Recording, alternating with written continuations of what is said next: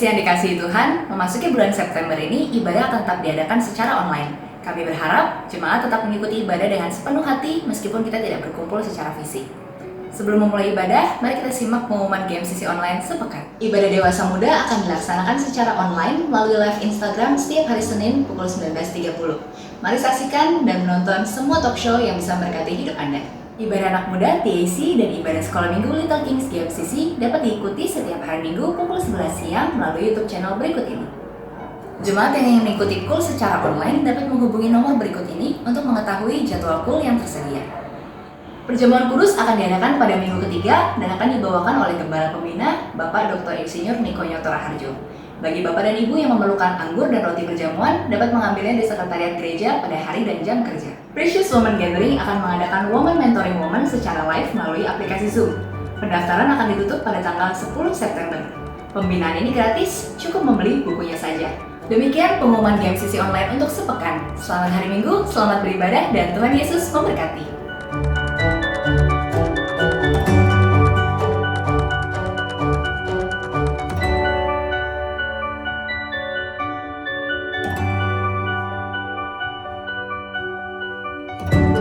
Haleluya, selamat pagi menjelang siang Bapak Ibu Saudara teman-teman semua. Shalom. Puji Tuhan. Boleh shalomnya dijawab seperti 3.000 orang? Shalom. Puji Tuhan, saya mendengar ada aura-aura kangen gitu ya untuk bisa ibadah kembali sama-sama. Oke, sambil menjaga jarak dan tentunya dengan protokol kesehatan tanpa mengurangi rasa rindu kita berjumpa satu dengan yang lain. Kita sama-sama bangkit berdiri dulu sebentar, puji Tuhan. Oke, shalomnya seperti ini Bapak Ibu. Swadikap ya. Oke, puji Tuhan. Gak ketahuan senyum atau marah ya. Tapi saya yakin lah pasti semuanya ini kangen banget. Oke, puji Tuhan. Kita berikan tepuk tangan yuk buat Tuhan kita yang dahsyat dan luar biasa. Mari kita bersyukur sama Tuhan. Bapa di surga, terima kasih banyak buat hari ini. Kami berkumpul kembali bersama-sama. Mungkin ini boleh dikatakan yang pertama kami berkumpul kembali setelah beberapa bulan kami tidak berjumpa secara offline.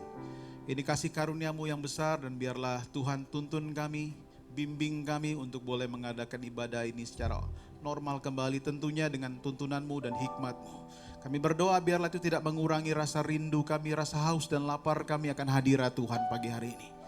Dan biarlah kami datang di hadapan Tuhan dengan kesungguhan, dengan rasa kangen yang kuat, dan biarlah lewat pujian penyembahan yang kami naikkan di hadapan Tuhan, itu menjadi ekspresi tulus kami akan Bapa kami yang baik dan luar biasa. Terima kasih. Pimpin kami Roh Kudus, pimpin doa kami, pimpin pujian dan penyembahan kami. Biarlah semuanya terpusat dan terfokus hanya untuk Kristus Tuhan yang layak ditinggikan. Terima kasih Tuhan. Sekali lagi kita berikan tepuk tangan yang terbaik buat Tuhan kita. Thank you Lord God.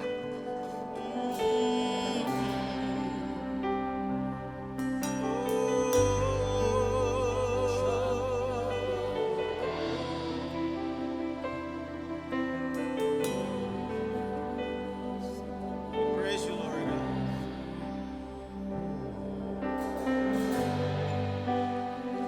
Saudara silakan duduk kembali dalam hadirat Tuhan.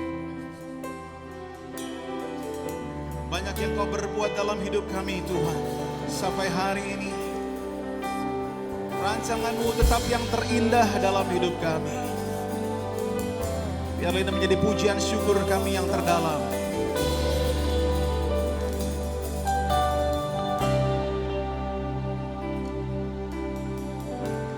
Banyak yang Kau perbuat di dalam hidupku, rancangan indahmu terjadi di hidupku. Bapa yang mengerti segala yang ku perlu, kasih-Mu sempurna, nyata dan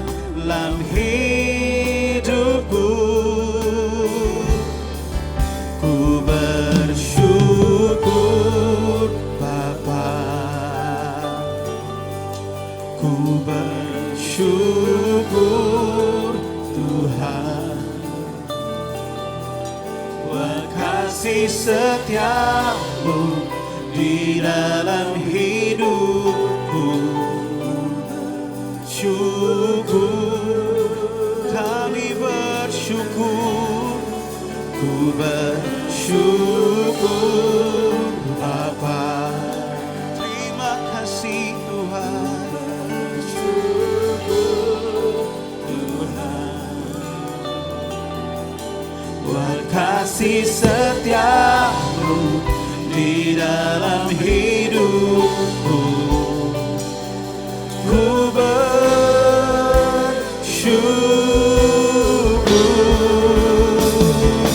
Tuhan.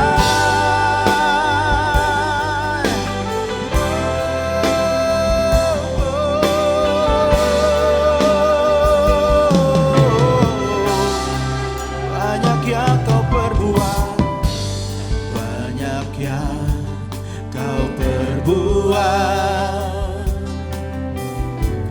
di dalam hidupku. Rancangan indahmu terjadi di hidupku. Bapa yang mengerti segala yang ku perlukan, yang ku perlu, kasih-Mu sempurna nyata dalam hidupku. Ku bersyukur Bapa, kami bersyukur ya Allah, syukur Tuhan, buat kasih setiamu di dalam hidupku. Ku bersyukur, terima kasih Tuhan, ku bersyukur Bapa.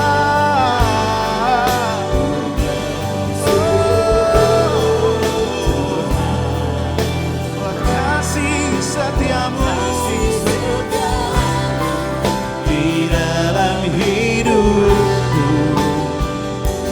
Ku bersyukur. Mari saudara katakan, ku bersyukur, ku bersyukur.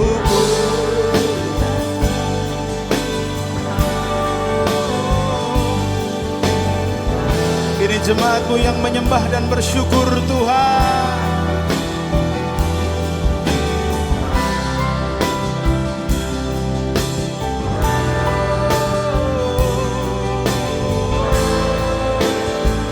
Bersama katakan, ku bersyukur Bapa, ku bersyukur Tuhan,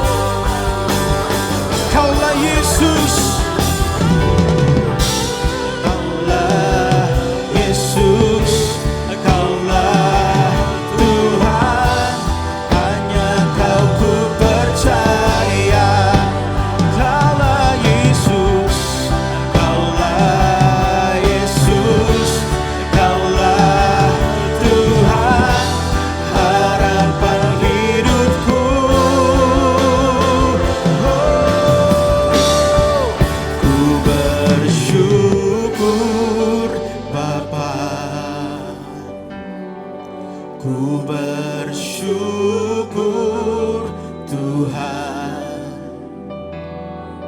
buat kasih setiamu di dalam hidupku.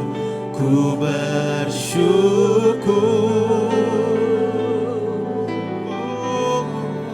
ku bersyukur Bapa, ku bersyukur Tuhan buat kasih setiamu di dalam hidupku. Ku bersyukur, ku bersyukur Bapa,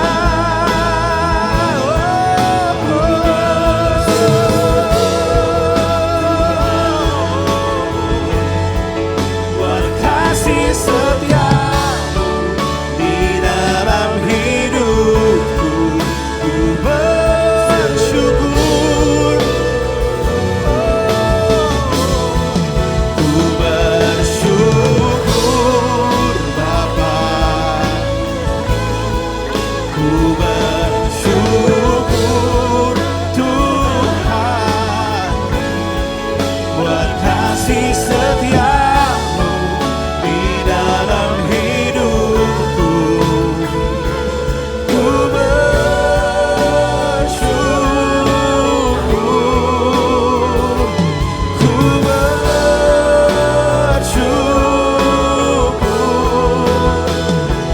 ku bersyukur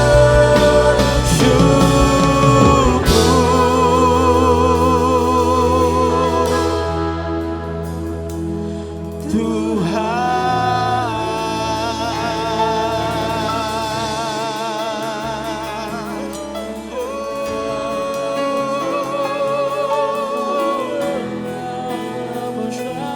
Haleluya. Mari kita sembah Tuhan kita. Mari sembah Bapa. Haleluya. Yesus, kami menyembah-Mu Tuhan. Kaulah yang ditinggikan.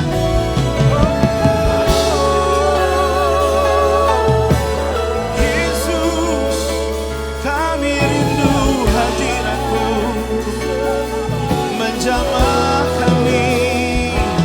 Haleluya. Mari sembah dengan segenap hatimu, sembah dengan kerinduan yang terdalam. Yesus Tuhan, kami haus akan Engkau, kami lapar akan-Mu, hadirat-Mu. Yesus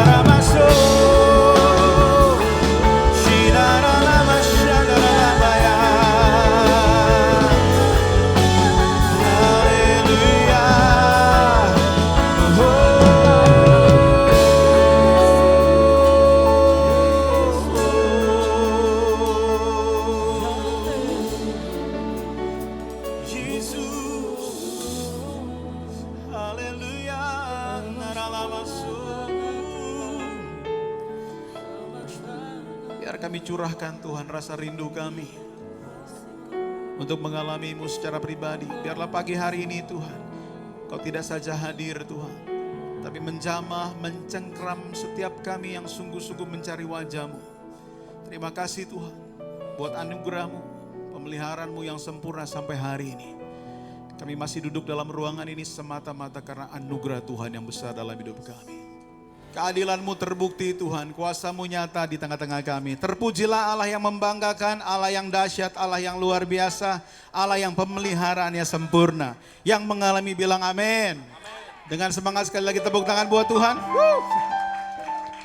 Haleluya, puji Tuhan. Sudah jauh lebih banyak, saya ingin menyapa sekali lagi dengan salam kangen. Apa kabar semuanya Bapak Ibu? Ini terlalu ya. Saya tulus, apa kabar semuanya? Puji Tuhan, puji Tuhan. Lihat kiri kanan dengan masih dalam posisi saudara, coba katakan swadikap. Katakan I love you. Puji Tuhan. Haleluya. Walaupun terbatas dengan sentuhan ya Bapak Ibu, saya percaya biarlah kehadiran kita walaupun jaraknya mungkin 1-2 meter, biarlah cukup terobati. Yang terobati katakan amin. Mari bersyukur kepada Tuhan kita yang dahsyat.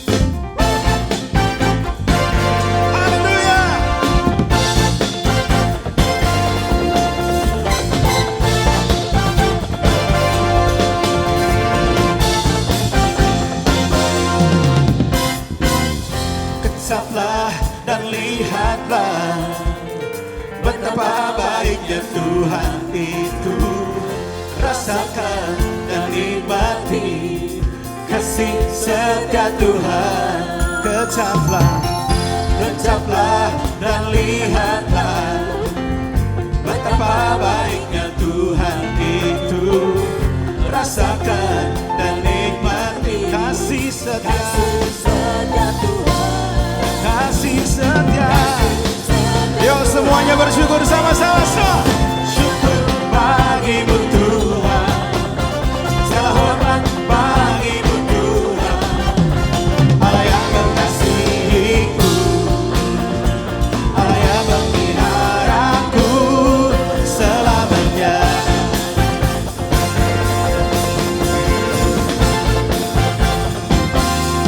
Kecaplah dan lihatlah betapa baiknya Tuhan itu. Rasakan dan nikmati kasih setia Tuhan. Sekali lagi kecaplah dan lihatlah Tuhan kita baik saudara. Tuhan itu. Rasakan dan nikmati kasih setia Tuhan. Kasih setia Tuhan. Ayo semua syukur bagimu Tuhan. Segala hormat bagimu Tuhan. Allah yang mengasihiku, Allah yang memeliharaku. Syukur bagimu. Segala hormat bagimu Tuhan. Allah yang mengasihiku, Allah yang memelihara aku selamanya.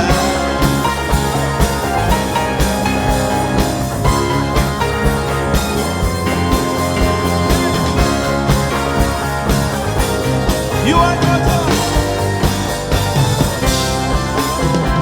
Syukur bagimu Tuhan. Boleh tepuk tangan di atas sama-sama. Yeah, haleluya.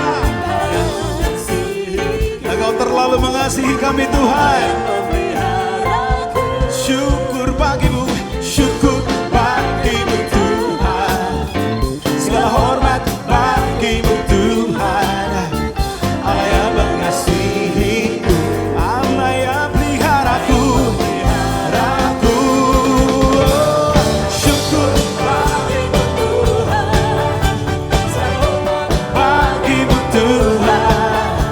Allah yang mengasihiku, Allah yang memeliharaku selamanya. Allah yang memeliharaku, Allah yang mengasihiku, Allah yang memeliharaku selamanya.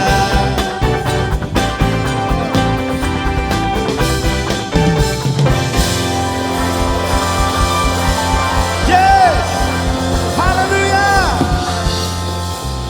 Puji Tuhan. Tepuk tangannya lebih seru lagi buat Tuhan kita yang dahsyat.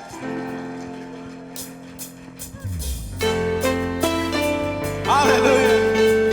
Biarlah ini menjadi doa kita bersama-sama. Terjadi kebangkitan di GMCC. Yang setuju katakan yes.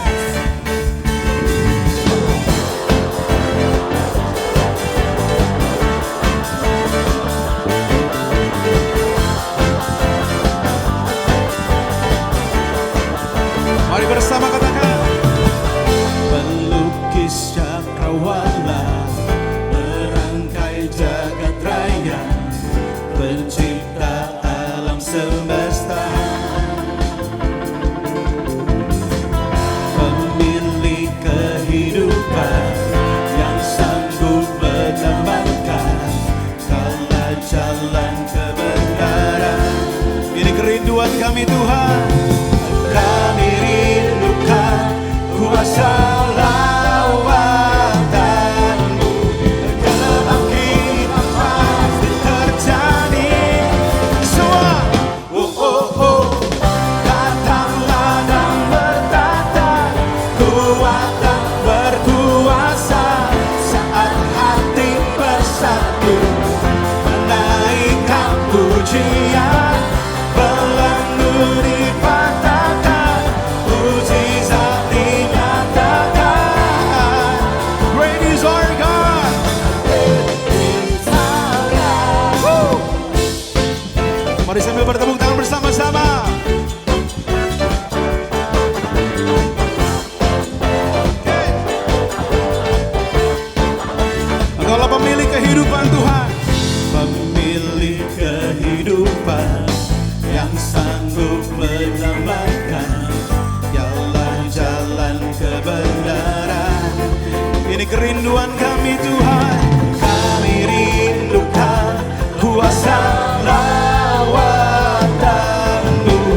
kebangkitan pasti terjadi.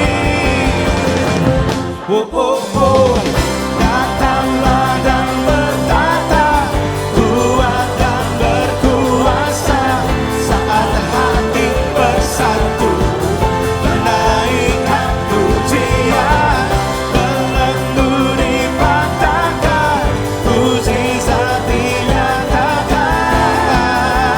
Great is our God. God.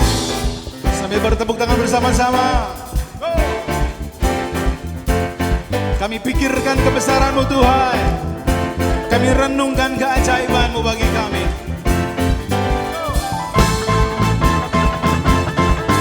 Go.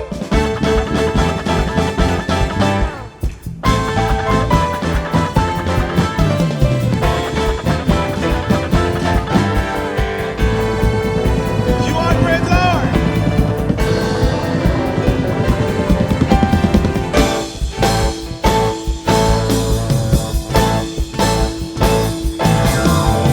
Kami rindukan kuasa lawatanmu, kebangkitan pasti terjadi. Semua, oh oh, datanglah dan bertata, kuat dan berkuasa, saat hati bersatu, menaikkan pujian, belenggu dipatahkan, mujizat dinyatakan. Great is our God. Katakan lagi. Datanglah dan bertata, kuat dan berkuasa, saat hati bersatu, menaikkan pujian, belenggu dipatahkan, mujizat. Great is our God. Great is our God. Great is our God. Great is our God. Woo. Berikan tepuk tangan yang panjang buat Tuhan Yesus. Woo. Segala hormat bagi Tuhan. Happy Sunday semuanya. Banyak orang bertanya-tanya, apakah pandemi yang kita hadapi adalah tanda kedatangan Tuhan Yesus yang kedua kali? Sebelum kita menjawab pertanyaan tersebut, kita harus mengerti bahwa kedatangan Tuhan Yesus dapat dibagi menjadi dua tahapan. Tahapan pertama adalah pengangkatan gereja atau yang sering kita sebut dengan rapture. Pada tahapan ini, Tuhan Yesus akan datang di awan-awan dan menjemput kita untuk bersama-sama dengan Dia. Tahapan kedua adalah penampakan Kristus. Pada tahapan ini, Tuhan Yesus beserta orang-orang kudusnya akan mengalahkan antikristus di dalam perang Harmagedon, lalu mendirikan kerajaan 1000 tahun damai. Kita mempercayai bahwa pengangkatan gereja terjadi sebelum masa aniaya atau masa antikristus. Sehingga pertanyaannya adalah, apakah pandemi seperti COVID-19 saat ini dapat dikatakan sebagai tanda bahwa pengangkatan gereja atau rapture sudah dekat? Dalam Matius 24 ayat 4-12, Tuhan Yesus memberitahu murid-muridnya mengenai tanda-tanda yang akan terjadi menjelang kedatangannya yang kedua kali, yaitu yang pertama, goncangan-goncangan terhadap orang percaya. Yang kedua, goncangan-goncangan terhadap semua orang di bumi. Dan yang terakhir, pemberitaan Injil di seluruh dunia. Nah, yang perlu kita perhatikan adalah pada Lukas 21 ayat yang ke-11, Tuhan Yesus memberikan tanda-tanda yang dapat dirasakan oleh semua orang. Dan akan terjadi gempa bumi yang dahsyat. Di berbagai tempat akan ada penyakit sampar dan kelaparan. Dan akan terjadi juga tanda-tanda yang mengejutkan dan tanda-tanda yang dahsyat dari langit. Tanda-tanda yang Tuhan ungkapkan adalah kejadian yang harus terjadi. Karena itu adalah bagian dari rencananya. Dan tanda-tanda ini akan terjadi berulang-ulang di dalam sejarah manusia sebelum kedatangan Tuhan Yesus. Kita telah melihat banyak goncangan terjadi terhadap orang percaya. Banyak orang Kristen dianiaya karena percaya kepada Tuhan Yesus. Goncangan-goncangan juga terjadi kepada semua orang di bumi, seperti bencana alam, krisis ekonomi, bahkan merebaknya sakit penyakit. Efek dari goncangan-goncangan ini adalah meluasnya pemberitaan Injil, karena orang semakin mencari Tuhan di tengah penderitaan. Dan goncangan juga mendorong kita untuk segera melakukan apa yang Tuhan perintahkan, khususnya amanat agung. Dari pengertian ini, dapat kita simpulkan bahwa pandemi dapat dikatakan sebagai bagian dari tanda-tanda kedatangan Tuhan Yesus yang kedua kali. Saudara, yang perlu diingat adalah kita tidak dapat mengatakan bahwa setelah pandemi ini Tuhan Yesus pasti akan langsung datang. Tetapi kita juga tidak bisa berkata bahwa sesudah pandemi ini Tuhan Yesus pasti tidak akan datang.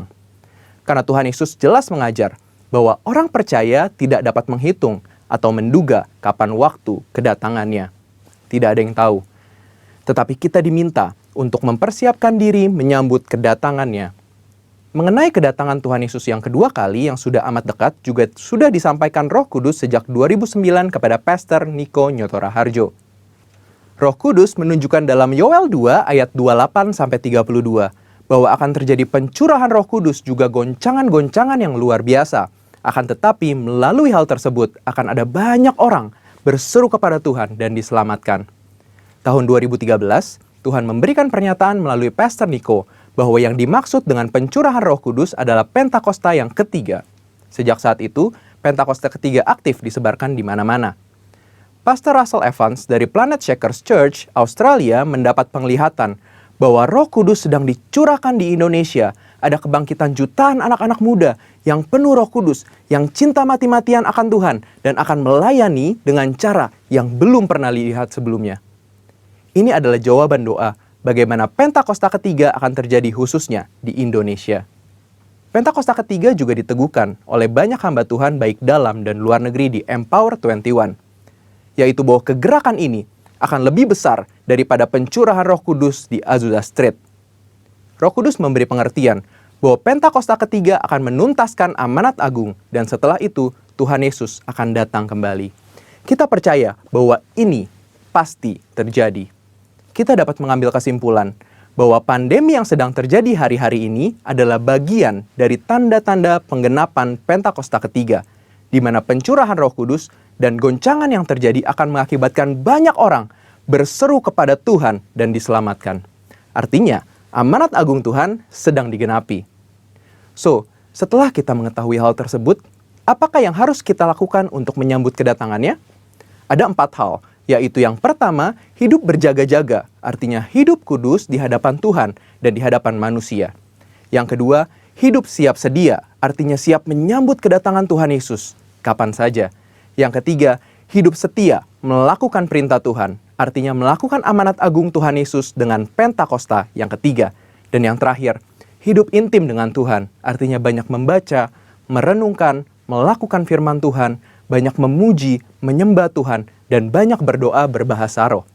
Saudara, walaupun pandemi COVID-19 mempunyai dampak negatif bagi dunia, tetapi jangan lupa, bagi kita yang percaya kepada Tuhan Yesus, pandemi ini adalah bagian dari tanda-tanda kedatangan Tuhan Yesus untuk menjemput kita, gerejanya. Mari persiapkan diri kita dan senantiasa menanti-nantikan kedatangannya. Haleluya! Tuhan Yesus memberkati. Tuhan, biarlah pada hari ini Engkau bekerja sekali lagi. Hadirat-Mu yang kuat di tengah-tengah kami akan menolong umat-Mu dimanapun mereka berada. Sekalipun kami masih ibadah online, tapi kami minta Tuhan supaya Engkau bekerja di setiap umat-Mu. Dimanapun mereka berada, Engkau bisa menjamah mereka, dan mujizat tetap bisa terjadi. Dalam nama Yesus. Haleluya. Setiap kita yang siap diberkati sama-sama katakan amin. Shalom semua saudara yang dikasih Tuhan, yang jemaat yang ada di GBI Gajah Mada. Saya berterima kasih untuk kesempatan di mana saya boleh melayani di Gajah Mada. Terima kasih untuk gembala saudara Pak Paulus dan seluruh tim kepemimpinan, dan saya akan menyampaikan bagian hari ini yang saya beri judul Dimension of Faith. Karena tahun ini gembala kita berkata bahwa tahun 2020 adalah tahun dimensi yang baru. Apa artinya, Pak? Artinya di tahun dimensi baru, saya tidak pernah menduga tiba-tiba ternyata ada sesuatu yang baru terjadi, yakni COVID-19, yang memaksa saudara dan saya harus menarik iman kita supaya iman kita bisa menjadi lebih besar. Itu sebabnya saya beri judul Dimension of Faith. Mari saya ingin mengajak saudara membaca dalam Roma pasal yang pertama. Ini dasar firman yang saya ingin sampaikan, dan saya akan eksposisi dari ayat ini. Sebab aku mempunyai keyakinan yang kokoh di dalam Injil, karena Injil adalah kekuatan Allah yang menyelamatkan, perhatikan, setiap orang yang percaya. Pertama-tama orang Yahudi, tetapi juga orang Yunani. Selanjutnya orang Jakarta. Nggak ada ya di tempatmu ya. Selanjutnya orang Jakarta, orang Tangerang dan sekitarnya. Sebab di dalamnya nyata kebenaran Allah yang bertolak dari iman dan memimpin kepada iman. Perhatikan ya, dari iman memimpin kepada iman, seperti ada tertulis, orang benar akan hidup oleh iman. Jadi Roma pasal yang pertama ayat yang 16-17, Injil itu kekuatan. Kalau firman Tuhan itu kekuatan yang bisa menyelamatkan orang percaya, sebab di dalamnya nyata apa? Kebenaran Allah yang bertolak dari iman memimpin kepada iman. Dalam bahasa Inggris yang saya buka, menyelamatkan itu artinya apa, Pak? Artinya gini, di masa-masa sukar seperti ini Tuhan bisa menolong, menyelamatkan. Itu artinya kalau kita mengikuti Injil, mengikuti prinsip firman Tuhan, maka jalan hidup saudara akan selamat. Selamat di mana? Ya di bumi dan di dalam kerajaan sorga. Itu sebabnya saya berdoa supaya saudara bisa selamat hidup saudara di masa-masa pandemi. Saudara, di dalam bahasa Inggrisnya mungkin saudara bisa baca, tapi saya ambil buka. Perhatikan ya, dalam bahasa Indonesia yang tadi, dari iman memimpin kepada iman, dalam bahasa Inggrisnya luar biasa. From faith to faith, and God revealed from faith to faith, as it's written, the just shall live by faith. Jadi dengan kata lain, Tuhan mau supaya imanmu itu bertumbuh dari level iman yang satu naik kepada level iman yang lain. Nah, saya ingin menjelaskan ini terlebih dahulu. Pak, iman itu apa? Satu hari, saudara, Tuhan berbicara kepada saya ketika saya ada di rumah doa. Tuhan itu menjelaskan iman dengan cara yang unik. Satu hari anak saya pulang dari kerja. Dari kerja waktu itu dia masih kecil, dan dia bilang begini, umur 2 tahun, 3 tahun saya lupa. Dia bilang ini, Papa minta cotat, Papa minta cotat.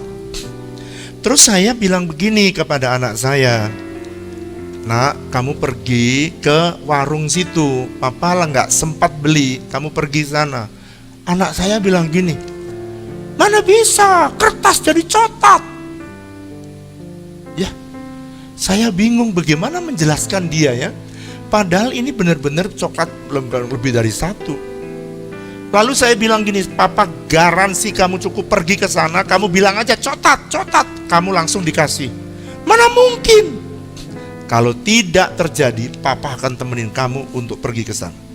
Saudara, lalu dia pergi ke warung itu, dan kemudian begitu dia bilang cotat, dikasih coklat, saudara. Seketika itu dia lari, dia lupa. Ini 15.000, duitnya 100.000. Dia pulang dan dia bilang, "Papa, cotat, Papa dapat cotat. Kertas kok bisa dapat cotat?" Lalu kemudian Tuhan mulai mengajari saya, perhatikan ini.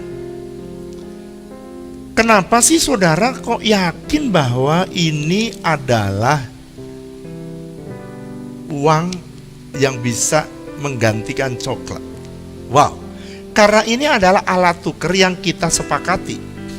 Dia bisa membeli buku, dia bisa membeli coklat, dia bisa membeli kursi, apa saja.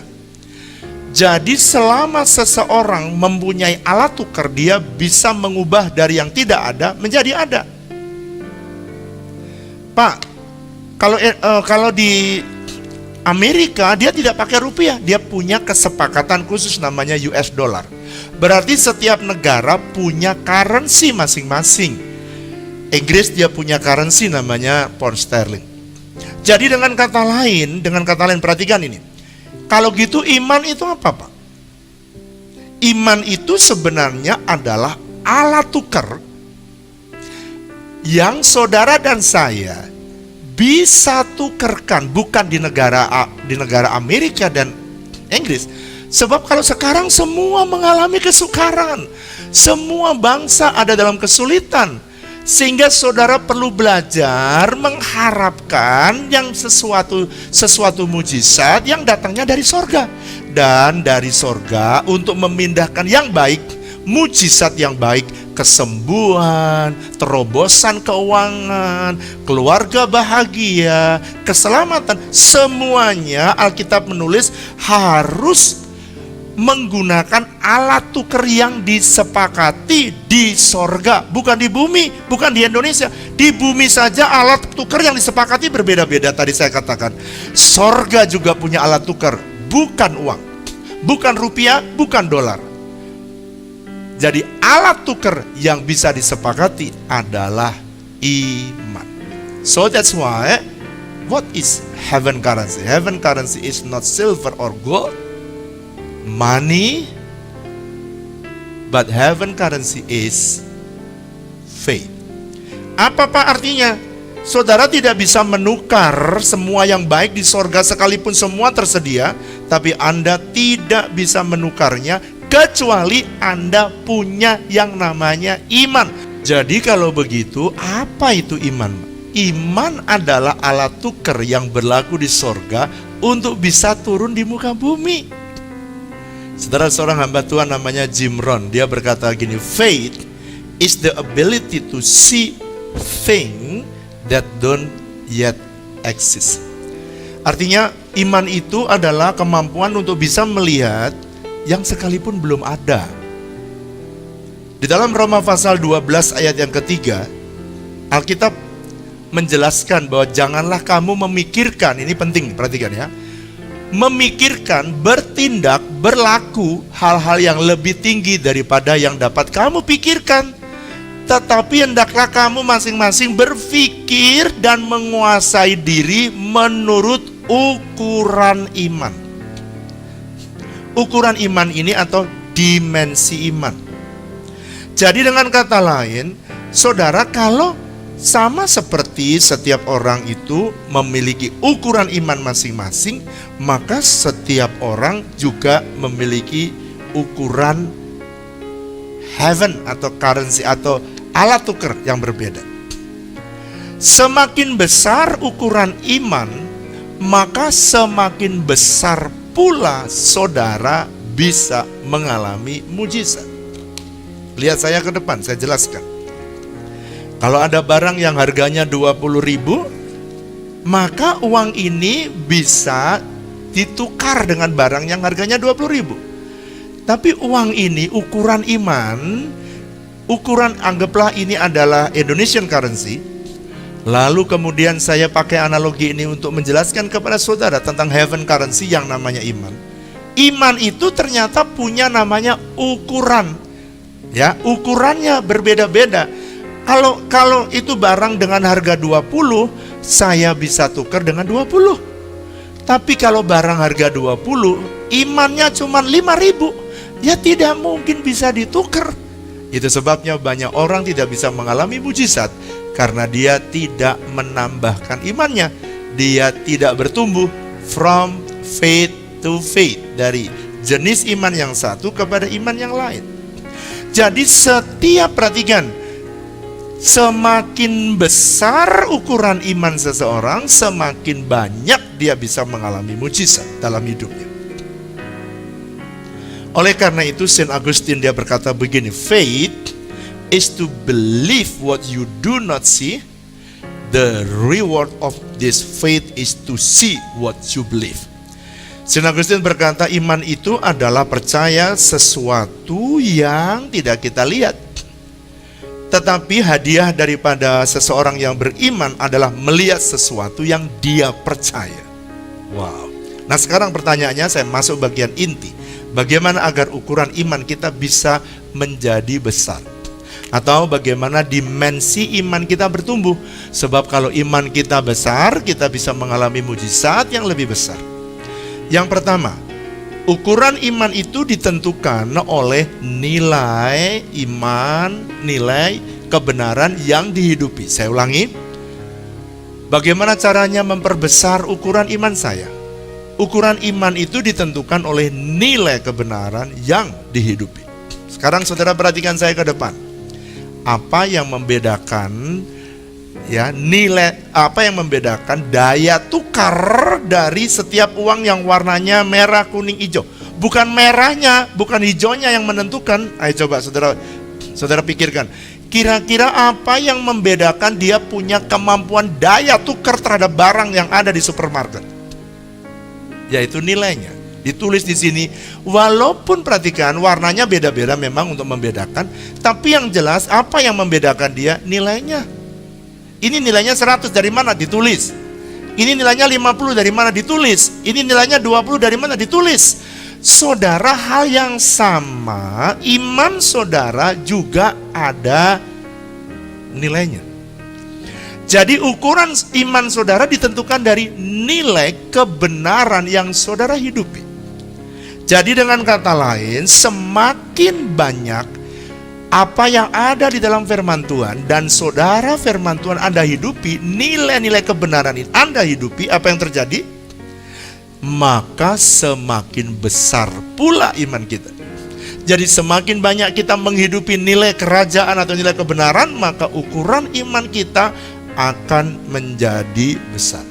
Contohnya Pak, ada orang yang menghidupi nilai jujur, itu imannya bertumbuh.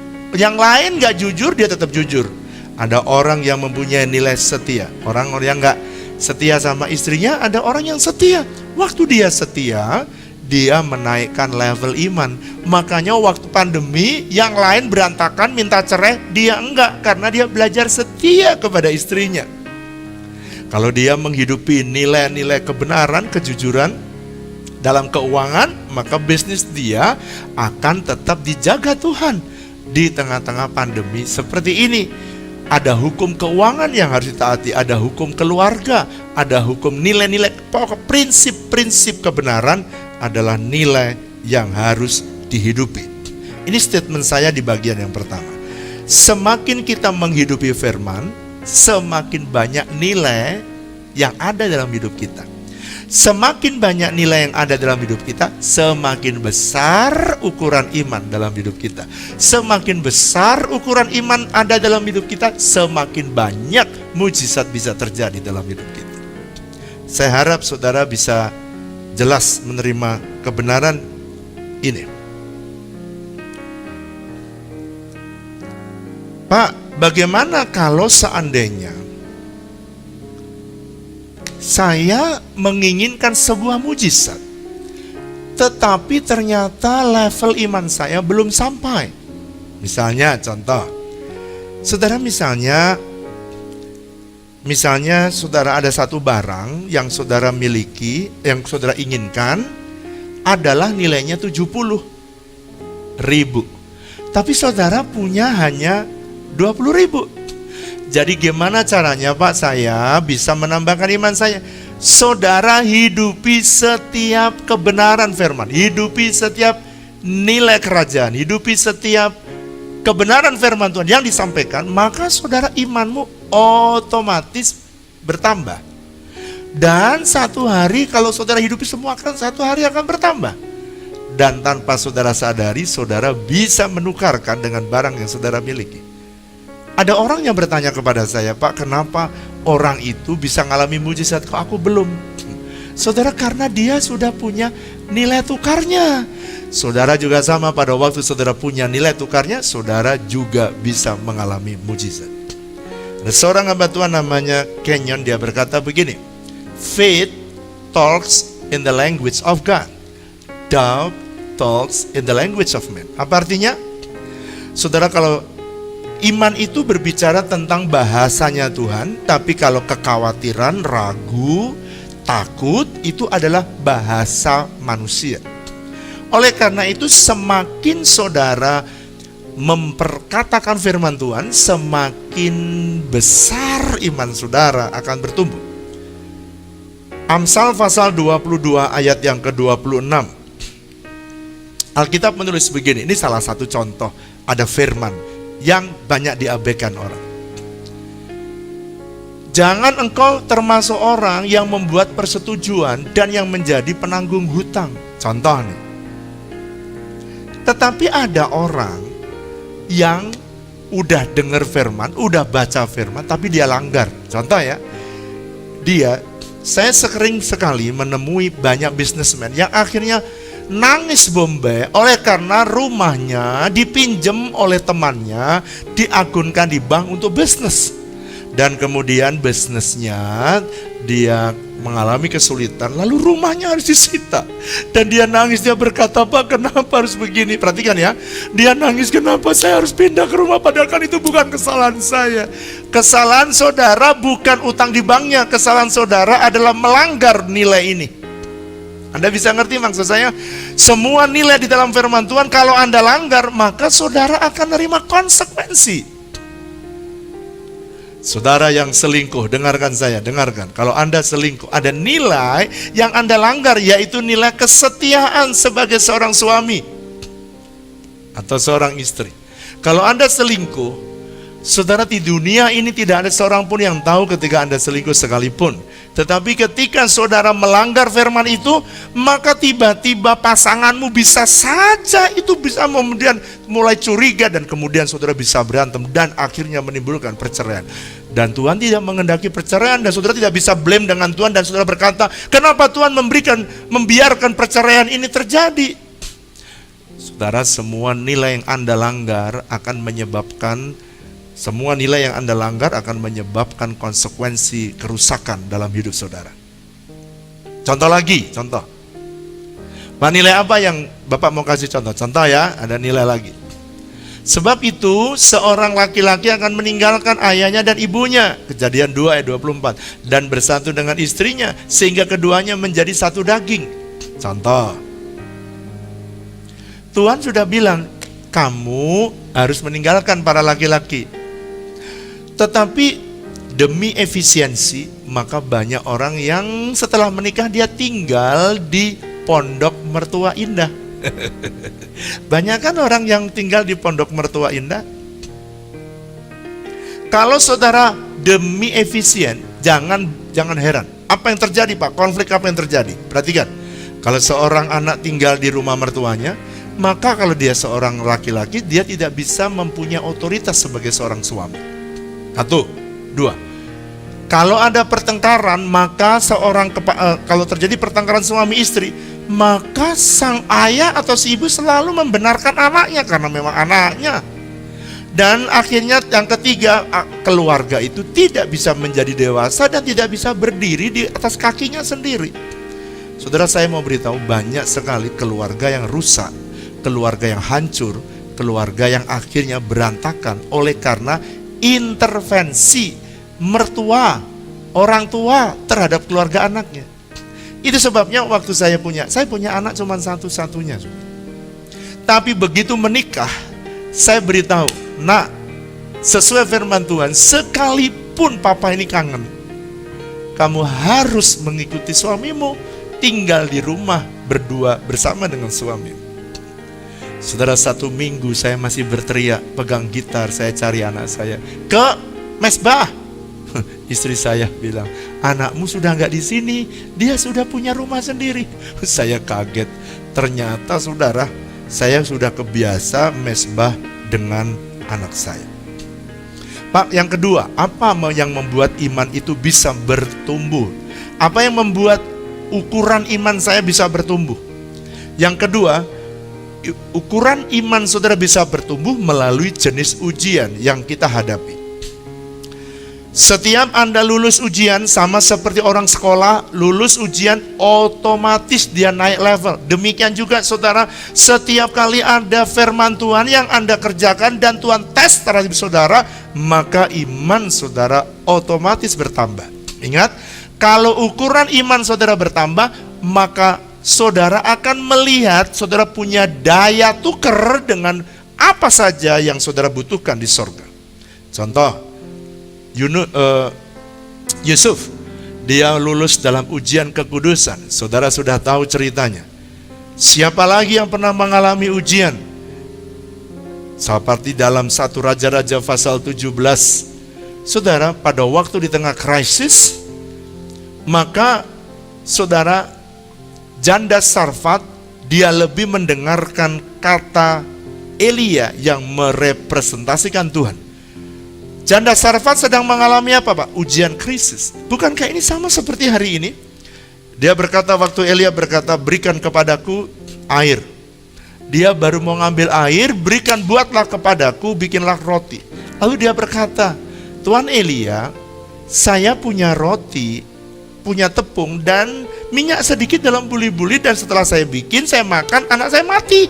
Ama saya mati habis makan. Selesai habis. Lalu Elia berkata, buatlah untuk aku dulu, baru sisanya untuk kamu. Maka, perhatikan, maka janji Tuhan, kamu akan tetap, tepung akan tetap, minyak akan tetap, sampai hujan itu datang. Di tengah krisis, percayakah saudara bahwa Tuhan bisa membuat penyediaan secara ilahi?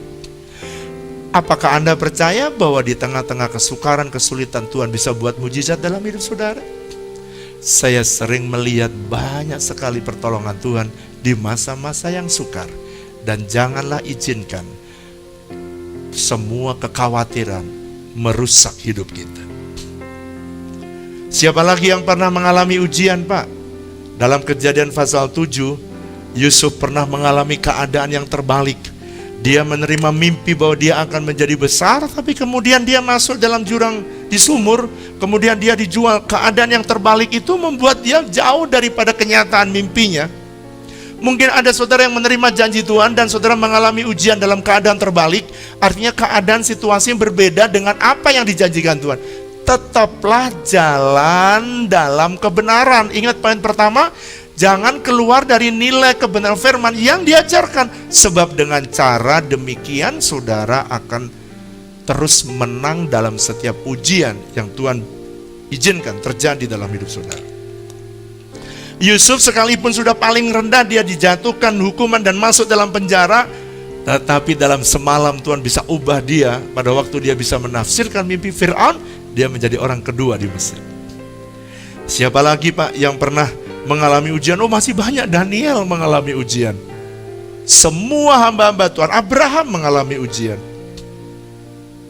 Siapa lagi, Pak? Murid-murid Tuhan Yesus pernah mengalami ujian, yaitu ujian supaya dia nggak boros, ujian pengelolaan. Pikirnya murid-murid Yesus berkata 5 roti dan 2 ikan bisa beli makan 5.000 orang, udah ngapain semua yang sisa dikumpulkan? Nggak perlu, tinggalin. Tapi Yesus bilang dalam Yohanes pasal yang ke-6, ayat yang bagian yang terakhir, dia bilang gini, kumpulkan semua sisanya. Kenapa? Dia sedang menguji murid-muridnya apakah dia taat dalam mengumpulkan sisa. Sebab kalau dia tidak taat dalam mengumpulkan sisa, dia tidak bisa lulus dalam ujian pengelolaan. So, dalam krisis, milikilah yang namanya sense of crisis. Jangan poya-poya di tengah krisis. Walaupun kau punya uang, tapi jangan poya-poya, jangan sembarangan mengelola keuangan. Jangan boros. Seorang hamba Tuhan, Susan Taylor, dia berkata, seed of faith are always within us. Sometimes it takes a crisis to nourish and encourage their growth. Sebenarnya benih iman itu selalu ada dalam hidup kita, kata Susan Taylor. Tetapi itu bisa bertumbuh, bisa berkembang ketika ada di dalam krisis. Oleh karena itu saudara mesti bersyukur kadang-kadang krisis diizinkan oleh Tuhan. Supaya apa? Supaya saudara dan saya bisa bertumbuh iman kita. Yang ngerti katakan amin. Josh Muller, dia berkata begini saudara. Josh Muller dia berkata, the only way to learn strong faith is to endure great trial. Saudara dan saya tinggal bisa memilih bagaimana caranya supaya iman saya bisa bertumbuh. Menurut Josh Muller, the only way, bukan the other way, the only way, hanya satu-satunya jalan untuk seseorang itu bisa kuat imannya adalah melalui great trial, melalui ujian yang berat. Saya mau akhiri dengan cerita ini. Satu hari Tuhan menyuruh saya melalui pendoa syafaat. Pendoa syafaat itu berkata kepada saya, Pak, Tuhan menyuruh saya berdoa supaya gereja bisa membangun gedung gereja yang lebih besar dan mendapatkan tempat yang lebih baik. Makanya kita berdoa untuk tanah 12 hektar. Saudara, tanah 12 hektar. Mimpi juga kagak saudara saya. Tapi pendoa syafaat ini berdoa terus menerus. Saudara, memang itu enaknya jadi pendoa syafaat. Kenapa saudara? Dia cuman berdoa dan tidak mikir bayar. Nah itu saudara, itu enaknya.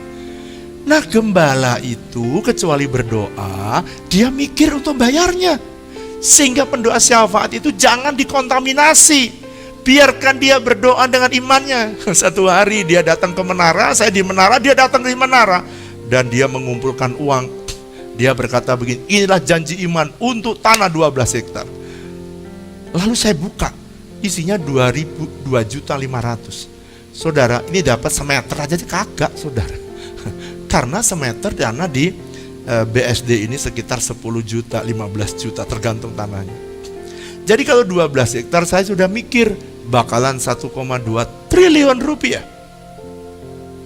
Itu sebabnya saya tidak pernah berdoa bersama-sama dengan mereka. Tapi satu hari, old and new, tiba-tiba Tuhan bicara. Ini perhatikan.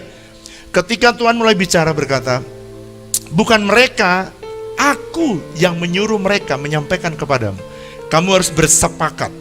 Ketika saya bersepakat dengan mereka, saudara tahu apa yang terjadi? Old and new, saya ikut menulis bersama dengan mereka, minta tanah 12 hektar. Ketika saya minta tanah 12 hektar, di situ mulai proses terjadi. Ujian mulai terjadi.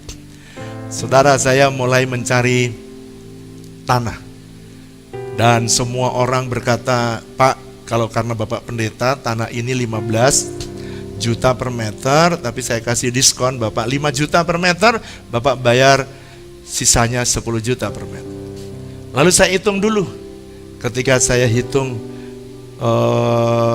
diskonnya, waduh saudara, diskonnya 600 miliar. Wah, luar biasa. Berarti saya pulang, wah ini luar biasa. Tapi begitu berapa yang harus saya bayar? 1,2 triliun. Astagfirullahaladzim. Saya pulang dan saya meneteskan air mata. Kenapa saya tanya ya? Saya pulang dan satu hari saudara, akhirnya Tuhan memberikan kepada kita satu tempat di mana ada seorang jemaat yang datang kepada saya dan dia bilang gini, Pak, saya mau memberikan kepada Bapak tanah. Pada waktu dia berkata saya mau berikan kepada Bapak tanah, saya agak kaget. Memang untuk apa? Terserah Bapak.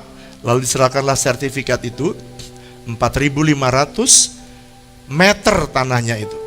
Ya, tentunya di sekitar BSD, kira-kira 15 meter dari gedung gereja di mana saya berada sekarang ini. 15 menit kalau kita drive. Lalu kemudian saudara, tanah itu saya bertanya kepada Tuhan, Tuhan untuk apa tanah ini? Lalu Tuhan berbicara kepada saya, kamu taruh menjadi buah sulung, menjadi persembahan pertama dari tanah 12 hektar. Bukankah kamu minta tanah 12 hektar? Saya langsung wah oke Tuhan, saya langsung taruh di depan elders atau para pemimpin di gereja di mana saya melayani. Saya taruhlah sertifikat itu dan sebagai persembahan suami istri kami berdua taruh itu di depan mereka dan mereka berdoa supaya keluarlah tanah 12 hektar. Tiba-tiba dalam 2 bulan kemudian saya dengar kabar, Pak, di samping tempat tanah yang Bapak serahkan itu ada yang menjual tanah berapa? 2 hektar. Minggu berikutnya tambah lagi 2 hektar. Ada lagi minggu berikutnya 4 hektar, 5 hektar. Akhirnya total semuanya 12 hektar. Begitu genap 12 hektar. Jantung saya mulai berdebar-debar. Artinya sudah ada di ambang pintu. Mustahil, tapi buktinya keluar. Pertanyaannya, begitu saya dengar saudara harus bayar, maka saya bilang kepada bagian legal untuk melihat, dan setelah selesai maka saya bayarlah tanah itu. Begitu tanah sudah mulai keluar pembayaran selama beberapa kali, lebih daripada 10 miliar, tiba-tiba saya cari di mana sertifikatnya dan mereka tidak dapat menunjukkan itu kepada saya. Dan saya bilang gini kepada notaris, bukankah kamu notaris harusnya melihat kita bayar setelah kamu periksa semuanya dong. Saya kumpulkan saudara semua notaris, saya panggil orang notaris di gereja, orang legal di gereja, dan saya panggil lawyer di gereja, dan saya mau bertanya kasus ini. Lalu kemudian ada seorang yang berdiri saudara notaris dan berkata begini, Pak Gembala, tanah itu saya S2 saya itu belajar tentang tanah itu, dan tanah itu adalah tanah sengketa, jadi tidak mungkin keluar sertifikatnya. Waduh saudara, begitu saya mendengar itu kayak halilintar, jebret, itu langsung lemes saya saudara. Dan di tengah seperti itu saya dibombardir dengan pertanyaan banyak. Itu Bapak pasti ketipu, itu Bapak pasti ditipu, mana mungkin tanah itu bisa keluar sertifikat. Singkat cerita, saya mulai sembahyang karena saya tidak punya jalan. Ingat tadi, iman itu bertumbuh melalui pertama nilai yang kita hidupi, 2 melalui ujian yang kita hadapi. Saya langsung berkata, Tuhan apa yang harus saya lakukan? Buktinya toh memang kenyataannya sertifikatnya belum datang. Lalu tiba-tiba saudara, saya di tengah doa, di rumah doa, tiba-tiba Tuhan berkata begini kepada saya, hanya orang yang hamil tahu kapan berhenti haid. Wah, pada waktu saya mendengar itu saya kaget. Kenapa saya kaget? Karena saya berpikir hanya orang yang hamil tahu kapan berhenti haid. Apa hubungannya tanah sama haid? Gak masuk akal dalam hati saya. Kemudian Tuhan, karena saya tidak tahu, dia menjelaskan sekali lagi. Dan dia bilang begini, kamu kan hamil tanah 12 hektar. Yang lain kan gak hamil tanah. Kamu yang tahu kapan berhenti haidnya. Kapan kamu menerima janji itu. Kapan kamu menerima firman itu. Pulang dari rumah doa saya kuat dan saya perkasa. Dan saya bilang begini, Tuhan terima kasih. Karena Engkau yang menyuruh aku membeli, maka Engkau yang keluarkan itu. Saudara, setiap kali saya turun khotbah, saya dicecar oleh banyak orang dan berkata, Pak Gembala itu ditipu. Tidak mungkin ada tanah yang bisa murah di sekitar BSD. Tidak mungkin, itu Bapak pasti itu tanah sengketa, dan itu Bapak ditipu puluhan miliar. Waduh saudara, saya lemes selama 6 bulan. Saya dalam ketakutan yang luar biasa. Manusia, pendeta juga manusia. Saya pulang meneteskan air mata, istri saya memberikan penghiburan. Saya bilang, izinkanlah saya sembahyang. Satu hari ketika saya berdoa, tiba-tiba Tuhan memberikan hikmat kepada saya. Ya, sepertinya dalam hati saya ini, kamu nih sebodoh-bodohnya kamu ya nggak bodoh-bodoh amat lah. Kamu sampai keluarkan uang itu pasti ada maksudnya. Kamu pasti lihat suatu bukti. Saya cari saudara, saya cari di tempat file saya dan ternyata saya menemukan sertifikat fotokopinya. Jadi ternyata tanah itu ada sertifikatnya. Jadi segoblok-gobloknya saya, tidak goblok-goblok banget. Lalu ketika saya lihat, teman pertanyaannya kenapa kok nggak bisa? Saya tanya kepada bagian yang punya. Pak, kenapa kok itu tanah sertifikatnya nggak dikasih ke saya? Itu saya terima ada sertifikat kopinya. Di mana sebenarnya? Gini Pak, persoalannya itu ada di bank. Begitu saya dengar ada di bank, hati saya minimal ada one step, ada tahapan, bukan tanah sengketa. Semua orang tahu itu tanah sengketa, tapi Tuhan tutup sedemikian rupa dengan tulisan tanah sengketa supaya kita bisa beli dengan harga yang murah. Lalu singkat cerita, saya deal dengan bagian aset di bank itu. Lalu kemudian saya bilang, Pak bisa nggak tolongin kita? Dia bilang kalau Bapak harus tambah 900 juta baru bisa. Oke, no problem. Singkat cerita, saya minta orang legal saya bereskan dan kita tambah dengan nilai 900 juta. Buat saya no problem at all. Karena apa? Saya cuma butuh bukti janji Tuhan. Saudara, dalam 6 bulan saya mengalami penderitaan yang tidak main-main. Saudara, tiba-tiba sertifikat keluar. Sebelum balik nama, saya suruh taruh di gereja dan saya bilang kepada jemaat-jemaat, perhatikan, lihat, kemarin 6 bulan yang lalu kita sudah keluarkan 10 miliar dan sekarang saudara lihat sertifikat sudah keluar. Waduh, semua orang tepuk tangan. Saudara, tanah yang harganya 1,2 triliun kita cuman bayar 50 miliar saja. Sudah dilengkapi dengan jalan menuju jalan raya, dan itu bagi manusia tidak mungkin. Dari tahun ke tahun tanah itu bertambah makin mahal, dan karena makin mahal nilainya makin besar. Oleh karena itu, jangan pernah putus asa. Saya pernah stres, saya pernah takut, semua manusia pernah. Oleh karena itu, mari datang kepada Tuhan. Jangan putus asa. Apakah mungkin kau saudara sakit, mungkin saudara ketakutan, mungkin keluargamu. Mari kita datang kepada Tuhan. Bapa, kami bersyukur untuk kebenaran firman-Mu. Aku berdoa supaya setiap kebenaran-Mu bisa menjamah setiap orang. Dan Tuhan, Engkau tolong umat-Mu yang saat ini sedang sakit. Saudara yang sakit, angkat tangan. Bapak, aku berdoa supaya Engkau jamah oleh bilur-bilur Yesus. Maka dia disembuhkan, dia dipulihkan. Tuhan, aku minta dalam nama Yesus, mereka yang mengalami kesukaran di tengah-tengah masa pandemi seperti ini, baik itu bisnis, baik itu keuangan mereka, baik itu masalah ekonomi mereka, aku minta supaya Engkau jamah mereka. Tuhan, aku minta dalam nama Yesus, Engkau menyembuhkan mereka. Bapak, aku berdoa supaya bagi Tuhan tidak ada yang sukar, tidak ada yang mustahil. Engkau bisa menolong umat. Mungkin saudara saat ini ada di antaramu yang belum percaya kepada Yesus. Dan ketika saudara di tengah susah ini dan saudara berkata, Pak, aku pengen kenal Tuhan Yesus supaya imanku bisa bertumbuh. Angkat tangan. Saya akan menuntun saudara, tirukan doa saya. Tuhan Yesus, ampuni dosa saya. Hari ini aku menerima Yesus sebagai Tuhan dan Juru Selamat dalam hidup saya. Ampuni dosa saya, ampuni kesalahan saya. Catatlah namaku dalam kitab kehidupan anak domba. Terima kasih Tuhan, terima kasih. Terima kasih Tuhan, terpujilah namamu. Di dalam nama Tuhan Yesus kami mengucap syukur, kami berdoa. Haleluya, amin. Bapak Ibu, mari kita angkat kedua tangan kita untuk menerima berkat.